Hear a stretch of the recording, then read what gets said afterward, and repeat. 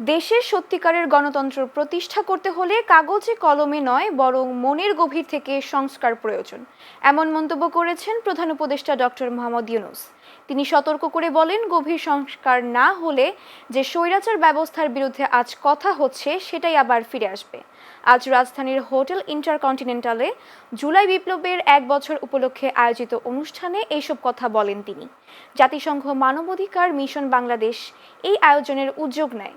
প্রধান উপদেষ্টা বলেন, দেশকে শুধু উপরে একটি রঙের প্রলেপ দিয়ে বদলানো যায় না, প্রয়োজন গভীরতর কাঠামোগত পরিবর্তন। এ সময় জুলাই শুধু স্বৈরাচার থেকে মুক্তির মাস নয়, বরং এটি পুনর্জন্মের মাস বলেও উল্লেখ করেন সরকার প্রধান। যে দেশটা আমরা গড়তে চাই, এটা মুখের ভাষার একতা না, যেটা বললাম ভুলে গেলাম ওরকম না, গভীরভাবে যেখানে আসবে আমাদের তরুণরা শিখে আসবে, এই দেশ একেবারে নতুন করে বানিয়ে আনতে হবে।